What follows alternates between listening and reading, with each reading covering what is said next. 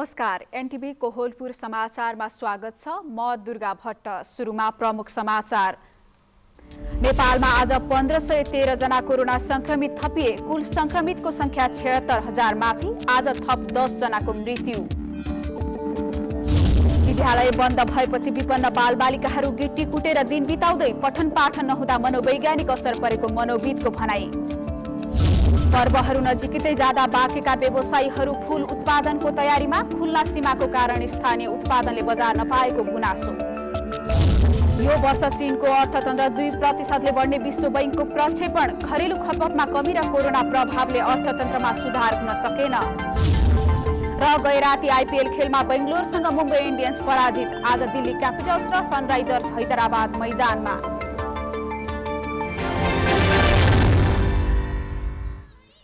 समाचार अब विस्तारमा। नेपालमा आज 1513 जनामा कोरोना भाइरसको संक्रमण पुष्टि भएको छ। यो सँगै नेपालमा कुल संक्रमितको संख्या 76,258 पुगेको छ। कोरोना भाइरसको संक्रमणका कारण नेपालमा थप 10 जनाको मृत्यु भएको छ। अहिले देशभर 20,389 जना सक्रिय संक्रमित रहेका छन्। 24 घण्टामा थप 1513 जनामा कोरोना संक्रमण पुष्टि भएको छ। मन्त्रालयको नियमित प्रेस ब्रिफिङका क्रममा आज प्रवक्ता डाक्टर जागेश्वर गौतमका अनुसार नयाँ थपिएका कोरोनाका संक्रमितसँगै नेपालमा कोरोना संक्रमितको संख्या 76,258 पुगेको बताउनु भएको छ। यसैगरी पछिल्लो 24 घण्टामा कोरोना मुक्त भएर 731 जना डिस्चार्ज भएका छन्। यो सँगै नेपालमा हालसम्म कोरोना मुक्त हुनेको संख्या 55,371 जना पुगेको छ। त्यस्तै पछिल्लो 24 घण्टामा नेपालमा थप 10 जनाको कोरोना संक्रमणबाट मृत्यु भएको जनाइएको छ। यो सँगै नेपालमा कोरोना संक्रमणबाट मृत्यु हुनेको संख्या 491 पुगेको छ।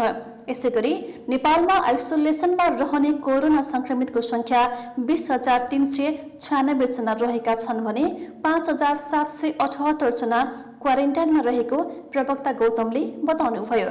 यस्तै प्रदेशगत विवरण अनुसार प्रदेश नम्बर 5 मा पछिल्लो 24 घण्टामा 116 जनामा कोरोना संक्रमण पुष्टि भएको छ। यो सँगै संक्रमितको कुल संख्या 10,602 पुगेको छ।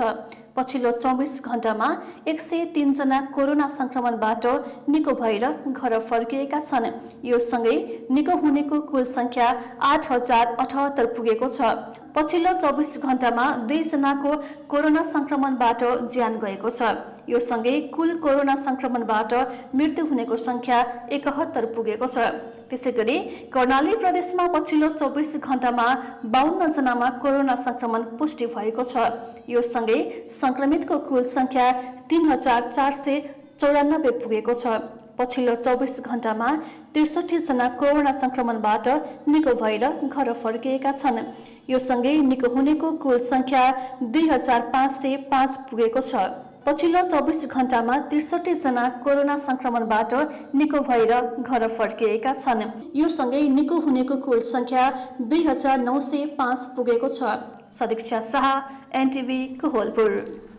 शैक्षिक गतिविधिहरू बन्द भएको 6 महिना भयो। कोरोना प्रभावका कारण पठन पाठन नहुँदा विपन्न परिवारका बालबालिकाहरू मजदुरी गर्न थालेका छन् भने हुने खाने परिवारका बालबालिकाहरू अध्ययन भन्दा मोबाइल, टेलिभिजन र ल्यापटपमा लिप्त भइरहेका छन्।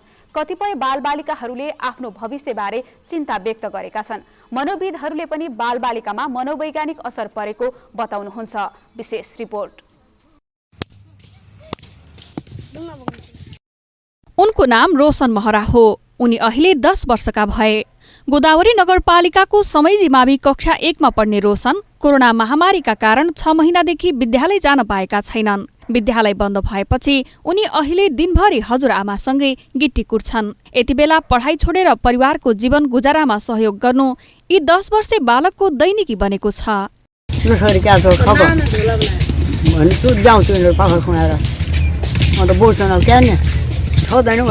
रोशन जस्तै अन्य धेरै बालबालिकाहरू कैलालीको खुटिया खोलाको किनारमा यसरी नै गिट्टी कुटेर दिन बिताउँछन्। अनलाइन कक्षा त उनीहरूका लागि ल्वासाको सुन जस्तै हो। विद्यालयहरू बन्द भएको 6 महिना भयो। पठन पाठन सुरु नहुँदा बालबालिका मात्रै होइन, अभिभावकहरू समेत अलमलमा छन्। सोचे राम्रोसँग पढ्छन्, अब ठुल्ठुलो मान्छे बन्छन् होइन 9 महिना भइसक्यो एक दिन पनि छुएको छैन किताब अब आफूले पढाउन अब ठुल्ठुला भइसक्यो होइन सानो क्लास भए त नि अलि पढाउनु पनि सकिन्छ ठुल्ठुला क्लास भए अब सकिन्न कि यिनलाई पढाउनु विपन्न परिवारका बालबालिका विद्यालय बन्द हुँदा श्रमिक बने केही सम्पन्नका बालबालिकाहरू घर बाहिर निस्कने पाएका छैनन् सिकेका कुरा पनि बिर्सन थालेका छन् भने घरमा बसी बसी मोबाइलमा गेम खेल्ने र टिभी हेर्ने लत नै परिसकेको छ कोरोना यस्तै टाइपको भएपछि त पछि गएर के बनिने होला ठुलो भएर आफू यस्तै खाएरै बस्नुपर्ने हो कि त्यस्तै लाग्छ मोबाइल त अहिले छुट्टीमा त धेरै 2-3 घन्टैसम्म हुन्छ अब पछि गएर भविष्यमा म जे बन्ने हो त्यो बन्न पाउँछु कि पाउँदैन जस्तो लाग्छ एयर होस्टेस बन्ने मन छ धेरै मलाई विद्यालय बन्द हुँदा सबैभन्दा बढी असर किशोरावस्थाका विद्यार्थीहरूमा परेको बाल मनोविदहरू बताउँछन् त्यस्तो असर विपन्न तथा सम्पन्न दुवै परिवारका बालबालिकाहरूमा देखिएको छ उनीहरूको कम्युनिकेसन पनि अलिकति ग्याप भएको घरमा पनि आमा बुवासँग त्यति अब कुराकानीहरू पनि नगर्ने अब एकहोरो टाइपको त्यस्तो खालको समस्याहरू देखिएको छ उनीहरूलाई केही प्रस्तुति दिने टाइपको उनीहरूले आफूले प्रस्तुत गर्न पाउने किसिमको त्यस्तो वातावरण भइदियो भने त्यस्तो खालको समस्याहरू कम हुन्छ शिक्षा विकास तथा समन्वय इकाइ कैलालीको अघिल्लो वर्षको तथ्याङ्क अनुसार जिल्लामा कक्षा 1 देखि 12 सम्म 14,400,000 विद्यार्थी अध्ययनरत छन् सरकारले महामारीका बीच पनि विद्यार्थीहरूको सिक्ने क्रम प्रभावित नहोस् भनेर सिकाइ सहजीकरण निर्देशिका 2077 जारी गरेको छ निर्देशिकामा वैकल्पिक उपाय अपनाएर पनि अध्यापन गराउन निर्देशन दिइएको छ तर अधिकांश विद्यालयहरूमा त्यसरी अध्यापन गराएको पाइँदैन विपन्न परिवारका अधिकांश विद्यार्थीसँग भर्चुअल कक्षा लिन साधन स्रोत पनि छैन त्यसैले शिक्षा विकास तथा समन्वय इकाइले कोरोनाबाट कम संक्रमित भएका क्षेत्रमा विद्यालय नै खोल्ने तयारी भइरहेको जनाएको छ तर विद्यालयले पठन पाठनको लागि जुन गर्नुपर्ने कामहरू चाहिँ गरिरहेका छन् स्थानीय तहले पनि त्यसलाई हेर्ने हो यी सबै यो निर्देशिकाले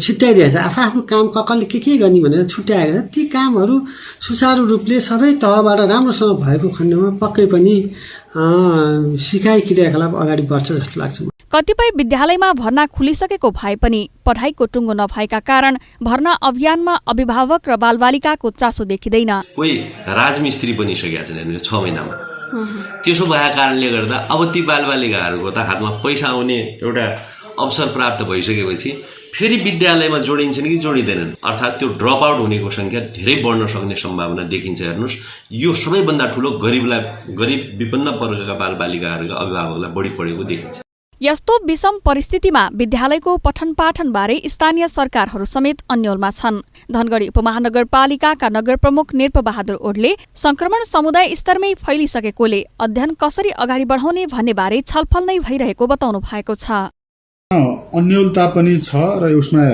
पूर्ण रूपमा रिस्क पनि छ र यो आवश्यकता पनि हो अब हामी कति बेलासम्म त्यसलाई बन्द गर्ने एकदमै छलफलको क्रममा छौं यस्तै अन्यल र त्रासका बीच बालबालिकाहरूको सिकाइ नराम्ररी प्रभावित भइरहेको छ लामो समयसम्म पठन पाठनबाट टाढा हुँदा विद्यार्थी र अभिभावकहरूमा बढेको चिन्ताको स्पष्ट समाधान कतै देखिँदैन यसबारे तिनै तहका सरकारहरूले विज्ञहरूसँग छलफल गरी तत्काल समाधानको बाटो पहिल्याउन नसके बालबालिकाहरूको अवस्था अझ दयनीय बन्दै जाने निश्चित प्राय छ निर्मला खडायत एनटिभी कोहलपुर सुदूरपश्चिम प्रदेश कैलाली लकडाउन खुलेसँगै आर्थिक क्षेत्र चलायमान बनाउनका लागि स्थानीय प्रदेश र संघीय सरकारले तयारी गरेका छन् यही सन्दर्भमा आर्थिक क्षेत्र चलायमान बनाउन कस्ता गतिविधिहरू हुनुपर्छ भनेर हामीले डोल्पाका नागरिकलाई सोधेका छौं हेरौं उनीहरूको भनाई आजको आवाजमा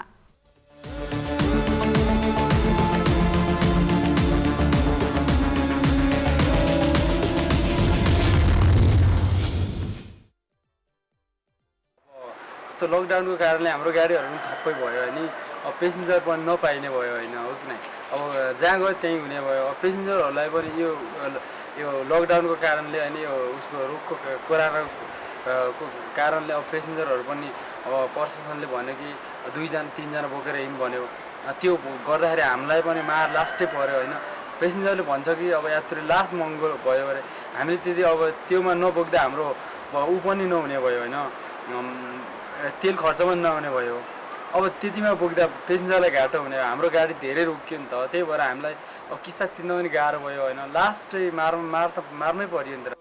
भने यस्तो पीडित जनताहरूलाई चाहिँ सरकारले राम्रो बाटो हेरेर गरिदिने हो भने हामीलाई सबै कुराको राम्रो लाग्ने थियो। अब हामी पनि चाहिँ यत्रो चाहिँ 4-5 महिना भयो, चाहिँ अहिले चाहिँ 4-5 दिन भयो यसो खुला भएको कारणले गर्दाखेरि अलिअलि काम गर्न पाइएको छ। हामीलाई खाने बस्ने चाहिँ एकदम बाहिरबाट आएको मान्छेलाई यहाँ चाहिँ एकदम पीडित छ। हेर्नु डोल्पा जिल्लामा यस्तो चाहिँ पीडित छ कि बाहिरबाट आएको मान्छेले यहाँका नेताले चाहिँ कुनैले चाहिँ ल तँलाई यस्तो रहेछ, ल बाहिरको मान्छे यस्तो हो, तैँले चाहिँ यो ठाउँमा चाहिँ यसरी काम गर्नुपर्छ, यसरी खा भनेर हामीलाई कसैले भन्दैन। हेर्नु लकडाउनको कारण व्यवसायहरू एकदमै धरामा परिरहेछ र यो ब्याङ्कको ब्याजहरू केही पर्सेन्टहरू कम भइदिएको भए केही हदसम्म व्यापारीहरूलाई सहज हुन्थ्यो कि भन्ने लाग्छ। त्यसमा पनि हाम्रो नेपाल देशमा त्यसमा पनि हामी अझ हिमाली क्षेत्रमा जहाँ के अरे टुरिज्म सेक्टरबाट अलिकता केही आय आर्जन गर्ने होइन पेसा अप्नाएको हिसाबले हामी होटल व्यवसाय गर्ने हिसाबले सबभन्दा मारमा त हामी नै परेका छौँ अहिलेसम्म। त्यो टुरिज्म सेक्टरमा व्यवसाय गर्नेहरू इन्भेस्ट गर्नेहरू मजदुरलाई अब त्यो अलिकति कामहरू बनाइदिए चाहिँ सजिलो हुन्छ होला, त्यस्तो काम खासै पाउँदैन। त्यही भएर हामी किरायमा छौँ, त्यही भएर हामी पहिलादेखि डोल्पामा मजदुरी गर्न आएको छु। अब सरकारले होइन यो प्याकेज कार्यक्रम ल्याउँदाखेरि गरिब जनतालाई अब लकडाउनमा परेर चाहिँ दुःख पीडा पाएका बस्न खान नपाएका जनताहरूलाई अब कुनै चाहिँ रोजगारको गरिदिएको चाहिँ राम्रो हुन्थ्यो। उनीहरूलाई अब खाना बस्न कुनै किसिमको त्यस्तो चाहिँ काम गरेर खाने वातावरणमा पनि अब राम्रो चाहिँ रोजगार विकास निकास गरिदिएको राम्रो हुन्थ्यो र उद्योग धन्दा नचलेका अब त्यस्तो उसलाई पनि अब ब्याङ्कबाट ब्याज लिएका अब त्यो मिना गरेर होइन सहुलियतमा अझ ऋण दिएपछि राम्रो हुन्थ्यो जस्तो लाग्छ मलाई। काम चाहिँ हामीले गरिरहेका छौँ, लकडाउन भए पनि हामीले छैन काम गरिरहेका छौँ, तर काम गरेको पैसा पनि पाउँदैनौँ, पाइरहेको छैनौँ। तर त्यसपछि लिएर अर्को कुरा कस्तो भने सर काम गर्न नपाउँदा हामी दुखित छौँ एकदम।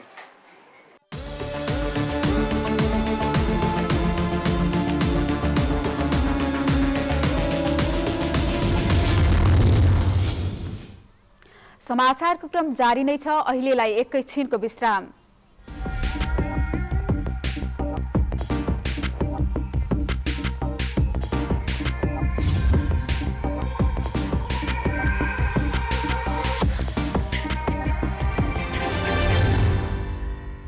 कोरोना भाइरस महामारीको सन्दर्भमा जात्रा, पर्व, महोत्सव, पास्ने आदि सांस्कृतिक एवं धार्मिक महत्त्वका चाडबाडहरू मनाइरहँदाखेरि हामीहरूले अनावश्यक जमघट र भिडभाडको सिर्जना नगरौँ। यस्ता पर्वहरू मनाइरहँदा एका घरका परिवारहरू मात्र मिलेर मनाऊँ। पर्वहरू मनाउँदा सामाजिक दूरीलाई कायम राखौँ। त्यसैगरी पर्वहरू मनाइरहँदा 2-4 जना मान्छेहरू पनि जम्मा हुँदा सधैँ मास्क लगाऊँ र साबुन पानीले हात पटक पटक कम्तीमा 20 सेकेन्ड लगाई मिची धोऊ। जनचेतनाका लागि सामाजिक विकास मन्त्रालय प्रदेश नम्बर 5 को समन्वयमा टिडिएच फाउन्डेसन र गेरुवा ग्रामीण जागरण सङ्घ बर्दिया। विश्रामपछि समाचारमा पुनः स्वागत छ। अब बाँकी समाचार। चाडपर्वको समय नजिकै जाँदा बाँकेका फूल खेतीतर्फ आकर्षण बढ्दै गएको छ। बाँकेमा फूल बेच्ने 2वटा र बिरुवा बेच्ने 3वटा फार्म रहेका छन्। बजारलाई पुग्ने गरी फूल उत्पादन गर्न सक्ने दाबी गर्दै आएका व्यवसायीहरूको खुला सिमानाका चुनौती भएको गुनासो छ। भारतबाट आयात हुने फूलमा भन्सार शुल्क र आयातित फूलहरूलाई अनिवार्य क्वारेन्टाइनमा राख्ने व्यवस्था गर्न सके नेपाली फूल व्यवसायीलाई घाटा नहुने उनीहरूको भनाइ छ। यो हो बाँकेको नेपालगञ्ज उपमहानगरपालिका 20 इमामनगरमा रहेको चर्ती फ्लोरा। तिहारलाई लक्षित गर्दै यहाँ फूल रोप्ने काम भइरहेको छ। बिन्दु चर्ती मगरले विगत 2 वर्षदेखि चर्ती फ्लोरा नामक फर्म मार्फत व्यावसायिक रूपमा फूल खेती सुरु गर्नु भएको हो। तर अहिले कोरोनाका कारण लकडाउन भएपछि व्यापार होला नहोला भन्ने चिन्ताले बैजापुरमा फूल खेतीकै लागि भाडामा लगेको 2 बिघा जमिनमा भने उहाँले फूल लगाउनु भएन र कामदारलाई पनि बिदा दिनुभयो। उहाँको अर्को चिन्ता भारतको फूल बजारसँग पनि छ। भारतबाट आयात हुने फूलमा भन्सार नलाग्ने भएकाले नेपाली बजारमा फूल उत्पादन गर्नेहरूका लागि समस्या थपिएको उहाँको भनाइ छ। नेपालगञ्ज त यो खुल्ला भन्सारको नाकामा परेमा हामी चाहिँ यो खुल्ला भन्सारको कारणले गर्दा यो पुष्पको चाहिँ भन्सार लिँदैन अनि आयात गर्दाखेरि अनि यो क्वारेन्टाइन पनि पुष्पको क्वारेन्टाइन गर्नुपर्छ मेन चाहिँ यो स्वास्थ्य सम्बन्धसँग डाइरेक्ट हामी यो फुल चाहिँ हुने भएको कारणले पुष्प व्यवसाय यो पुष्प आयात गर्दाखेरि चाहिँ क्वारेन्टाइन चाहिँ हुनुपर्छ र पुष्पको चाहिँ भन्सार लिइदिनुपर्छ अनि अलिकता हामी आयात कम भइसकेपछि हामी यहाँको पुष्प व्यवसायलाई चाहिँ केही राहत पुग्थ्यो कि फूलको व्यवसाय प्रवर्धनका लागि सरकारले प्रभावकारी कदम चाल्न नसकेको वहाँ जस्तै फूल व्यवसायीहरूको गुनासो छ। तर कृषि ज्ञान केन्द्र बाँकेले भने पुष्प व्यवसाय गर्ने कृषकलाई सम्बोधन गर्ने गरी प्रदेश 5 सरकारले आवश्यक तयारी गरिसकेकाले आगामी आर्थिक वर्षदेखि कार्यक्रम लागू हुने बताएको छ। र गत वर्ष पनि हामीले उहाँहरूलाई केही अनुदान प्याकेजमा जोड्न खोजेका थियौँ, त्यतिखेर केही मापदण्डहरूले गर्दाखेरि त्यो सम्भव भएन, उहाँलाई एडजस्ट गर्न सकिएन र यो आर्थिक वर्षमा हामीले केही कार्यक्रमहरू माग गरेका थियौँ। अब त्यो अहिले सम्भवतः बजेटका सिलिङका कुराहरू पनि छन्, त्यसले गर्दाखेरि ती समावेश हुन सकेनन्। तर प्रदेश सरकारले पुष्प खेती प्रवर्धनको लागि पुष्प खेती प्रवर्धन कार्यक्रम र पुष्प नर्सरी कार्यक्रम भनेर यसका चाहिँ कार्यविधिहरू विकास गरिसकेको छ। बाँकेमा पुष्प बेच्ने 2वटा र बिरुवा बेच्ने 3वटा फर्म रहेको ज्ञान केन्द्रको तथ्याङ्कमा छ। फूल व्यवसाय सुरु गर्न बढी लगानी पनि नलाग्ने तथा यसको बजार पनि राम्रो भएकाले यसप्रतिको आकर्षण बढ्दै गएको हो। तर आयात गर्ने पुष्पमा भन्सार शुल्क नलाग्ने भएका कारण नेपाली व्यवसायीहरू मारमा परेको दुखेसो व्यवसायीहरूले गर्ने गरेका छन्। क्यामेरामा प्रधुम्न मिश्रका साथ पुरुषोत्तम सापकोटा, एनटिभी, कोहलपुर। मोगुको गमगढीमा भवन निर्माणका लागि पहिलो पटक माटो परीक्षण गरिएको छ। भवन निर्माण मापदण्ड 2072 अनुसार छायानाथ रारा नगरपालिकाले आफ्ना प्रशासनिक भवन, कबड हल र सभाहल निर्माणका लागि डीपीआर गरेर माटो परीक्षण गरेको हो। नगरपालिकालाई आवश्यक भवन निर्माण गर्न मोगुमा पहिलो पटक माटो परीक्षण गरिएको छ। भौगोलिक अवस्थाको अध्ययन गरेर मात्र भवन निर्माण गर्दा भौतिक पूर्वाधारहरू दिगो र टिकाउ हुने भएकाले माटो परीक्षण गरिएको नगरपालिकाको कार्यालयले जनाएको छ। माटो परीक्षण लगायत सरकारी मापदण्ड पूरा गरेर संरचना निर्माण गर्न सुरुवात गरिएको नगर प्रमुख हरिजङ शाहीले बताउनुभयो। मोडर्न कर्णाली इन्जिनियरिङ तथा विकास परामर्श प्रणाली संघको सहकार्यमा डीपीआर तयार पारी माटो परीक्षण थालिएको हो। विश्वभर फैलिएको कोरोना महामारीका कारण अछाममा यस वर्ष खाद्यान्न अभाव भएको छ। खाद्य व्यवस्था तथा व्यापार कम्पनी लिमिटेडमा चामलको थप ढुवानी हुन नसकेकाले खाद्यान्नको अभाव भएको छ। अछामको धेरै जमिन बाँझै रहनु, यस वर्ष उत्पादनमा कमी आउनाले समेत खाद्यान्न अभावको स्थिति निम्तिएको हो। महामारीको त्रासले बाहिर रहेका नागरिकहरू जिल्ला भित्रिएसँगै खाद्यान्न खपत बढी हुँदा खाद्यान्नको अभाव हुन थालेको खाद्य व्यवस्था तथा व्यापार कम्पनी लिमिटेड अछामका निमित्त प्रमुख हिरामणि जोशीले बताउनुभयो। मंगलसे नगरपालिकाले खाद्यान्न अभाव हुने भएपछि विपन्न परिवारहरूलाई मापदण्ड बनाएर राहत वितरण समेत सुरु गरेको छ। दाङको छिल्लीकोट दरबार संरक्षण गरिएको छ। 15औं शताब्दीमा जुम्लाका राजाले राज्य गरेको छिल्लीकोटमा रहेको दरबार संरक्षण गरी पर्यटकीय गन्तव्यका रूपमा विकास गर्न खोजिएको छ। पर्यावरणीय तथा भौगोलिक दृष्टिले समेत पर्यटकीय क्षेत्र मानिने छिल्लीकोटमा अहिले आन्तरिक पर्यटकको चहल पहल बढेको छ। दाङको छिल्लीकोट दरबार संरक्षणको काम सुरु भएको छ। 15औं शताब्दीमा जुम्लाका राजा मेघनाथ शाहले राज्य गरेको राजदरबार संरक्षण गर्न थालिएको हो। दाङका थारू राजा दङ्गेशरण थारूले राज्य गरेको छिल्लीकोट नेपाल एकीकरणको समयमा जुम्लाका शाहवंशीय राजाले कब्जा गरी राज्य चलाएका थिए। उत्तरमा महाभारत पर्वतदेखि दक्षिण भारतको बलरामपुर र पूर्वमा प्युठानको माडी खोलादेखि पश्चिम सल्यानको फालाबाङसम्म छिल्लीकोट राज्य फैलिएको थियो। ऐतिहासिक महत्त्व बोकेको भग्नावशेष दरबार क्षेत्रको संस्कृति पर्यटन तथा नागरिक उड्डयन मन्त्रालयले 2 करोडको गुरु योजना निर्माण गरी संरक्षण थालेको संस्कृतविद एवं नेपाल संस्कृत विश्वविद्यालयका प्राध्यापक सिद्धर मजगैया बताउनुहुन्छ। चल्लवंशीय राजा मेघनाथ शाह दाङमा आइसकेपछि त्योभन्दा अगाडि दाङको राज्य चाहिँ दङ्गेशरणको थियो। उनी आइसकेपछि उनले चाहिँ त्यो राज्य चाहिँ लिइसकेपछि उनले आफू बस्ने ठाउँलाई चल्लवंशीय राजा बसेको हुँदा चल्लबाट छल्ल, छल्लबाट छिल्ली भयो, त्यस उनी बस्ने कोट भएर छिल्लीकोट भनी नामाकरण भएको हो। समुद्र सतहदेखि 1410 मिटरको उचाइमा रहेको छिल्लीकोट 10औं शताब्दीमा दाङ राज्यको माल अड्डाका रूपमा रहेको लिखत पत्रमा भेटिन्छ। राजदरबार, राजगढी, राजा रानी बस्ने ढुङ्गा, युद्ध लड्न प्रयोग गरिएको तोप लगायतका हात हतियार अहिले पनि संरक्षण गरी राखिएको स्थानीय पूर्ण बहादुर पुनको भनाइ छ। यहाँ चाहिँ 16-17औं जस्ता चाहिँ भुरे तागुरे राजाहरूले राज्य गरेको ठाउँ ऐतिहासिक ठाउँ हो यो छिल्लीकोट। अब छिल्लीकोट अब अहिले भन्दाखेरि राजा रानी बस्ने ढुङ्गाहरू छ, राजा रानीहरूले चलाएका टोपहरू हामी सुरक्षित राखेका छौँ। दरबार क्षेत्रको भौतिक पूर्वाधार निर्माण गर्न सङ्घ, प्रदेश र स्थानीय सरकारले हालसम्म 1 करोड रुपैयाँ खर्च गरेका छन्। बजेटले दरबार क्षेत्र पुग्ने पैदल मार्ग, सडक, खानेपानी र भ्यू टावर निर्माण गरिएको छ। जनक नेपाली, एनटिभी, कोहलपुर, प्रदेश नम्बर 5, दाङ। समाचारको क्रम जारी नै छ, एकैछिनको विश्राम।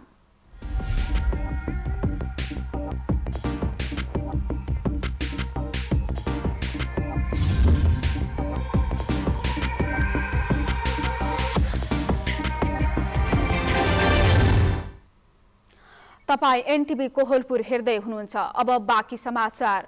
एनटिभी कोहलपुर र बाँकेको नरेनापुर गाउँपालिका बीच टेलिभिजन कार्यक्रम निर्माण तथा प्रसारण सम्बन्धी सम्झौता भएको छ। मंगलबार एनटिभी कोहलपुरका प्रमुख निराजन खनाल र गाउँपालिकाका प्रमुख प्रशासकीय अधिकृत महेन्द्रजङ शाहीले गाउँपालिकाका अध्यक्ष मोहम्मद इस्तियाक अहमद शाहको रोहबरमा सो सम्झौता पत्रमा हस्ताक्षर भएको हो। सो सम्झौतामा गाउँपालिकाबाट हुने कार्य सम्पादन, नीति तथा कार्यक्रम, बजेट विकास, निर्माण, ऐतिहासिक, पुरातात्विक, पर्यटकीय तथा धार्मिक स्थलहरूको महत्व लगायत विभिन्न पक्षलाई समेट्ने गरी कार्यक्रम तयार पारी प्रसारण गर्ने उल्लेख गरिएको छ। सो अवसरमा गाउँपालिकाका अध्यक्ष इस्तियाक अहमद शाहले गाउँपालिकाले आफूले गरेका गतिविधि एनटिभी कोहलपुर मार्फत जनता सामु उजागर गर्न पाउँदा अत्यन्तै हर्षित भएको बताउनुभयो। एनटिभी कोहलपुरसँगको सहकार्यबाट नरेनापुर गाउँपालिकाले विकास निर्माणमा समेत ठूलो फड्को मार्ने विश्वास व्यक्त गर्नुभयो। सो सम्झौता अनुसार 1 वर्षसम्म गाउँपालिकाका विभिन्न गतिविधिहरू समेटेर तयार पारिएको कार्यक्रम हरेक महिनाको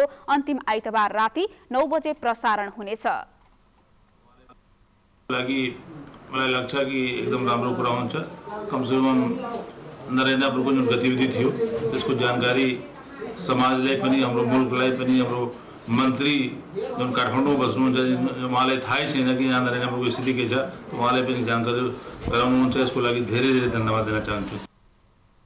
अर्घाखाँचीको सिद्धगंगा नगरपालिकाको 2 वटा वडामा जमिन भाँसिदा 300 घर जोखिममा परेका छन्। नगरपालिकाको वडा नम्बर 11 को ढुङ्गेसेरा र वडा नम्बर 12 को कोठिया मैदान क्षेत्रमा जमिन भाँसिदा करिब 300 घर जोखिममा परेको जिल्ला विपद व्यवस्थापन समितिले बताएको छ। जनप्रतिनिधि र सुरक्षा निकायले स्थलगत अध्ययन गरेपछि बसेको जिल्ला विपद व्यवस्थापन समितिको बैठकले 2 वटा वडाका 300 घर पहिरोको जोखिममा परेको प्रमुख जिल्ला अधिकारी विष्णु पौडेलले बताउनुभयो। बैठकले जोखिममा परेका परिवारको सुरक्षित स्थानमा व्यवस्थापन गर्ने निर्णय पनि गरेको छ। पहिरोको जोखिम रहेको गाउँलाई स्थानान्तरण गर्न उपयुक्त ठाउँको खोजी गर्न नगर प्रमुख सूर्य प्रसाद अधिकारीको संयोजकत्वमा समिति पनि गठन भएको छ। अब अन्तर्राष्ट्रिय समाचार।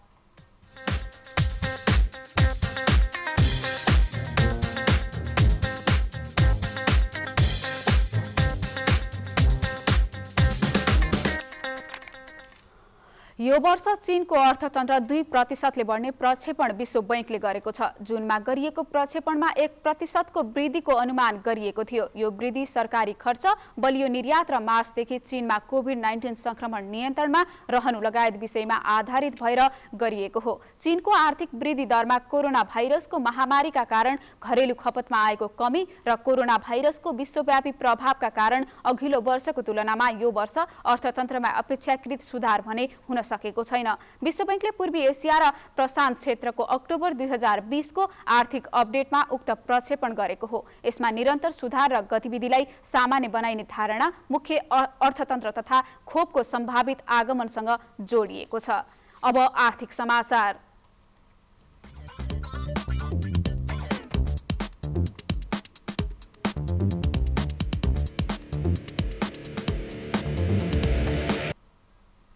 बझाङमा पहिलो पटक ब्लक इट्टा उद्योग सञ्चालनमा आएको छ। जिल्लाको केदारेसु गाउँपालिका 4 बागथलामा निजी क्षेत्रको लगानीमा ब्लक उद्योग सञ्चालनमा आएको हो। उद्योगमा सिमेन्ट, बालुवा र रोडीबाट concrete block, इट्टा, डेनिलेटर, post, interlock, Hume pipe kilometre post उत्पादन हुँदै आएको छ। केदारेश्वर गाउँपालिका 4 का स्थानीय साजन मल्लले 35 लाखको लगानीमा सञ्चालन भएको उद्योगमा स्थानीय 25 जना युवाहरूले रोजगारी पाएका छन्। गाउँका युवाहरूलाई रोजगारी दिने उद्देश्यले वैदेशिक रोजगारी छोडेर जिल्लामै उद्योग सञ्चालन गरेको साजन मल्लले बताउनुभयो। उद्योगबाट उत्पादित सामग्रीहरू सदरमुकाम चैनपुर बजार, झोता बजार लगायत विभिन्न पालिकाहरूमा समेत माग हुँदै आएको छ। आज सुन चाँदीको मूल्य अघिल्लो दिनको तुलनामा 900 रुपैयाँले वृद्धि भएको छ। सोमबार तोलामा 93,300 रुपैयाँमा कारोबार भएको छापावाल सुन मंगलबार बढेर प्रति तोला 94,200 रुपैयाँ पुगेको हो। यस्तै तेजाबी सुन प्रति तोला सोही दरले बढेर 93,700 रुपैयाँमा कारोबार भएको नेपाल सुन चाँदी व्यवसायी महासंघले जनाएको छ। चाँदी पनि सोमबारको तुलनामा 25 रुपैयाँले बढेर प्रति तोला 1,175 रुपैयाँमा कारोबार भएको छ। अब खेल समाचार।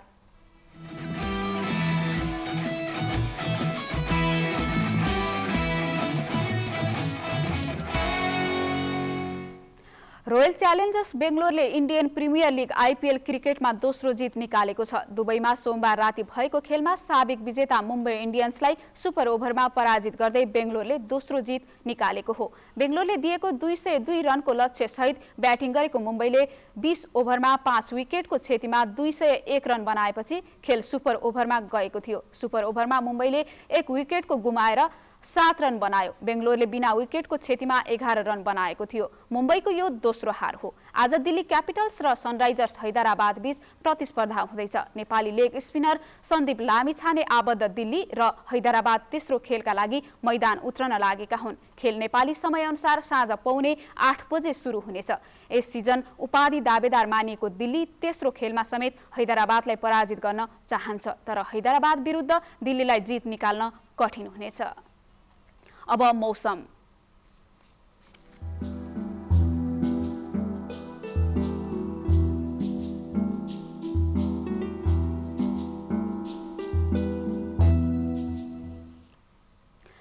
भारतको पूर्वी बिहार आसपास रहेको न्यून चापीय रेखा कमजोर हुँदै जाँदा नेपालका पहाडी भूभागमा आंशिकदेखि सामान्य बदली रहेको छ। आज दिउँसो प्रदेश 5 मा सामान्य बदली रही थोरै स्थानहरूमा हल्का वर्षा तथा बाँकी प्रदेशहरूमा आंशिक बदली भयो। आज राति पनि प्रदेश 5 मा सामान्य बदली रही थोरै स्थानमा हल्का वर्षाको सम्भावना रहेको छ। अब मौसम सम्बन्धी थप विवरण।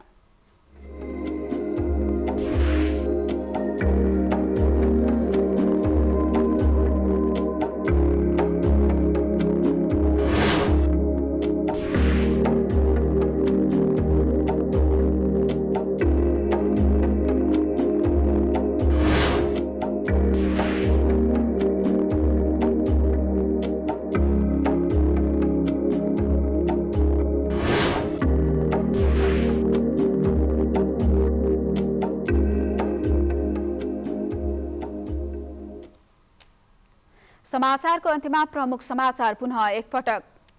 नेपालमा आज 1513 जना कोरोना संक्रमित थपिए। कुल संक्रमितको संख्या 76,000 माथि। आज थप 10 जनाको मृत्यु।